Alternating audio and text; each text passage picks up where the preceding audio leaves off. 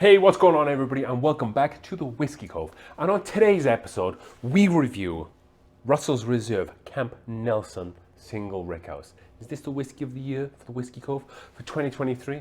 Let's find out. Run that video.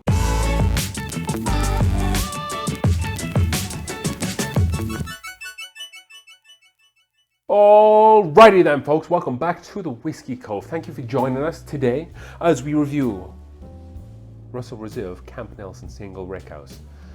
So we did this in a blind with Russell's Reserve 13 and an 11-year Russell single barrel that I have, because I said, and you can quote me in this because there are videos, I said, what's the difference between Camp Nelson Single Rickhouse than just a regular single rickhouse? It's all the same really, is it? You have to go back and check out that video. However, we review this one on today's episode, and I make the claim that this might be one of the whiskies of the year for the Whiskey Cove in 2023.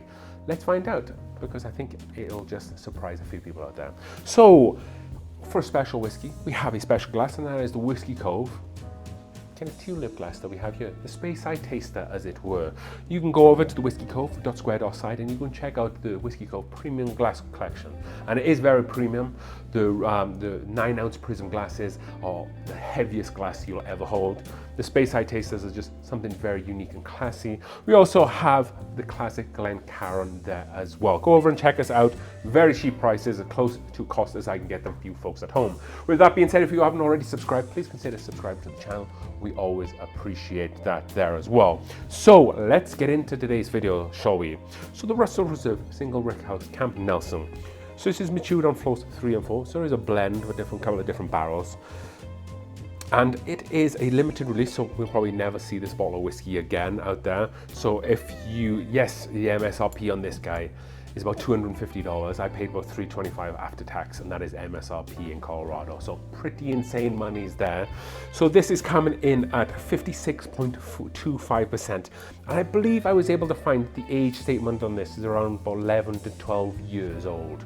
So very similar to a lot of the other Russell's Reserve stuff, the Russell's Reserve 13 and some of the single barrels, where proof is very much similar on that as well too. Just look at the bottle, I really like this kind of like black charcoal and gold writing look. You know when a bottle has gold writing that the distillery generally doesn't put on there. Like if you look at the Russell's Reserve and the Russell's 13, none of that has gold writing, but they put gold writing on this. So I feel like they knew what they had.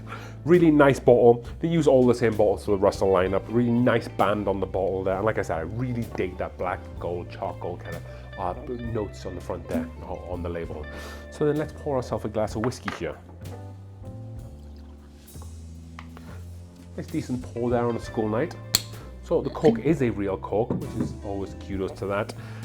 It grips pretty well. I think that's exactly what I would like in a bottle. I feel like it's not too hard to pull out and not too soft at the same time as well. So then let's go into the color here as well. So for an 11-year, 50% ABV whiskey, it's not too dark. I would say it's more like a burnt honey with some copper undertones there as well. Even in the bottle, it kind of looks quite light. It looks probably darker to you folks at home because I'm holding it up against the backdrop here. But when I'm looking through it in the light, it looks a little bit lighter there as well. There's no calcium deposits or anything funky in the bottle there as well. It looks pretty clean and filtered there. Like I said in the glass, kind of burnt honey there as well. Does it stick to the glass? Yeah, it kind of laces the glass quite a bit. It doesn't, well, yes it does. I would say it does stick to it quite well, because you just kind of see it clinging on a band where I kind of touch it there as well, as I'm just rolling it in the glass here. Let's go in for a nose on this single rickhouse Russell's whiskey. Just beautiful butterscotch, sweet syrupy butterscotch notes right off the bat here. You do get a touch of heat, but it's not an ethanol burny heat, but you know just by nosing it, and you know just by having to taste whiskeys previously, that there's a little bit of heat there, because you can definitely nose a little bit of heat there as well. It's nothing burny, it's nothing that's singeing your hairs, but you can definitely tell it's there. Heck, this is 56% ABV after all. I'm thinking maybe some like yellow fruit in there as well. Not tropical, but more of like the apple or pear variety. You know, kind of what those like Korean pears, Kind of has some of those vibes there. So not too tart, not too sweet, but very juicy. There's definitely a nice little oak backbone there as well. But that sweetness definitely takes center stage here as well. That butterscotch syrupy sweetness. Very, very approachable nose. This is Russell's Reserve Single Rickhouse. Let's go in for a taste here. Camp Nelson.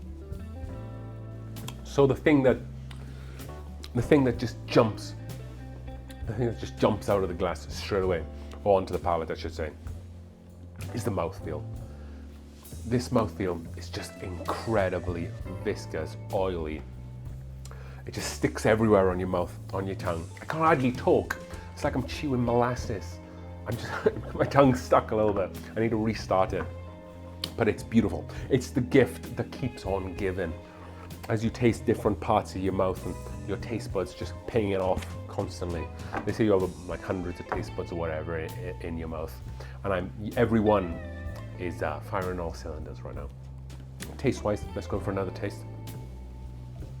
Okay, some nice powdered chocolate, some caramel, maybe like a touch of nougat as well. You know what it kind of reminds me of? Costco, for all the Costco shoppers out there. They have these tubes of this like sea salt caramel nougat, kind of like chunks. Kind of has some of those vibes going on. It's like chocolate, milk chocolate on the outside, caramel nougat in the middle with like a little bit of sea salt sprinkled on top. So you got like a salty, savory, very sweet, very delicious chocolate. And this definitely has some of those vibes there as well. Let's talk a little bit more about some of the wood presence that we're getting here. So this definitely is a nice oak backbone there as well that offers some subtle spices just to remind you that you are drinking a bourbon, but it's not spicy at all. But this level of spice never really drops off. With a lot of whiskeys, you'll taste it. You'll get a little bit of proof as you normally would, and some of the spice might kick up and then it'll tail off. But with this, it kind of travels really nicely along the whole palate and then to the finish there as well. It does a really great job of balancing that throughout the whole whiskey. The sweetness is definitely there as well. If you imagine the spice being a 1, I would say the sweetness would probably be like a 3/4. So you get the sweetness and the spice, and then the sweetness will drop. The sweetness will drop off, and the spice will just go just for a little bit longer there as well. And again, you get that oaky backbone that kind of throws that in as well. Let's go in for one final taste to see if we can pick apart this finish even further. So just on the finish, it is just a gift that keeps on giving. Like as I just keep thinking about it and talking about it and talking about it, it just keeps pinging and pinging and pinging, and there's just something just keeps going and going. I think that is a big credit to the mouthfeel. I think the mouthfeel is such a big part of a whiskey's finish because it just sticks around for so long, and you can still taste it. The sweetness, the oak, the touch of spice there as well, just make for a very complete and very well balanced whiskey. In terms of fruit on the palate, I'm not really getting too much fruit. This is more of a classic bourbon drinker's bourbon. You get the vanillas, you get the sweetness, you get the oak spice, and then you get a little bit of bacon spices there as well. But it just does it so well, and it's so well balanced and so well complete. It's a phenomenal, phenomenal, phenomenal whiskey. And like I said, I did not give this whiskey enough credit starting out. Like I said, it's just the same as a single barrel from any Russells. However, it is just so much more than that. So I noticed on the bottle, it goes on to say, a bourbon's aging environment can have as much impact on its character as raw ingredients age and even the barrel. Each limited single rickhouse release is crafted from a small batch of hand-selected casks from a solitary warehouse or storehouse, celebrating the unsung contributions of rickhouse structure, elevation of material, on flavor profile. So I think that's kind of what we said in the beginning there. There was just a couple of barrels and they kind of blended them together. And I kind of feel like when I said that they knew what they have with this, because it definitely felt like they had a bunch of honey barrels that they combined together, because this is a honey barrel whiskey. And when I say honey barrel, I don't mean like a whiskey finished in honey. I mean like those special barrels of bourbon that people call honey because they're just so good. So with this, we need to talk a little bit about this in terms of value for money, and then score of 100, which is the big one. So value for money, and we touched upon this earlier on. So MSRP is around $250 American. I paid $300 or $299 because I was saving myself a penny. Tax took me up to like $325 and some change. It's an expensive bottle of whiskey. There's no doubt about it. I don't spend this much money on whiskey normally, but I did make an exception for this. And I'm glad I did. I'm glad I did. However, would I buy another bottle again at $325? No, I wouldn't.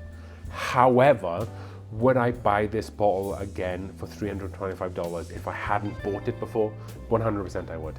I think this is a one bottle, a beautiful, fantastic experience. You drink it, you just enjoy it, you share it with friends. It's one of those special bottles. I have a feeling that if this is the only single rickhouse from Camp Nelson that they do, in a few years, this is going to be a collector's item because it is just that good. However, value for money, you can't see past those high numbers. So I'm going to give it a B for value for money. It's not an A because even though the whiskey is just so good, it just costs so much money. You know, actually, no, I'm not going to give it a B, and I can change my mind because it's my channel. I'm going to give it a C. I was thinking B, but then the more that I kept thinking about how much money that is, that's so much money for whiskey. So I'm going to give it a C. Score out of 100. So we recently did a review on George T. Stagg 2022, and that was the best review I've given on this channel. And that was, I believe it was 98 out of 100, which if you're someone who knows me and knows how I talk about whiskey and reviews whiskey, I'm actually a bit of a stickler. I don't give out high reviews, but I'm actually I feel like I'm pretty balanced in my reviews. Maybe I just haven't reviewed enough really good whiskey on the channel yet, but I feel like I don't want to say I give whiskey a hard time, but if it's not good whiskey, I tell you guys, I try to be as honest as I can, so you folks at home get the right information that's not adulterated with any other external forces by watching anybody else's whiskey reviews, by being influenced by different whiskey companies or distilleries or anything like that. I try to be as real as I can for you folks. But why I brought the George T. Stagg up, it was because this is definitely in the same realm. Really high up in terms of that number. So I give that a 98. I'm going to give this a 96. So not as high as the George T. Stagg, and I'm not taking value into consideration. I paid about $100 for the George T. Stagg. What edges out that George T. Stagg by 2 points over this is the George T. Stagg was 69% ABV, where this is 56 and some change. And the George T. Stagg drunk like a 55% ABV whiskey. The extra proof is what gave it the edge over this. However, 96 out of 100. Heck, this isn't the Whiskey Advocate or Wine Spectator where they dish out 90s like it's going out of fashion. That's a pretty big deal. I can't say enough good things about this bottle of whiskey.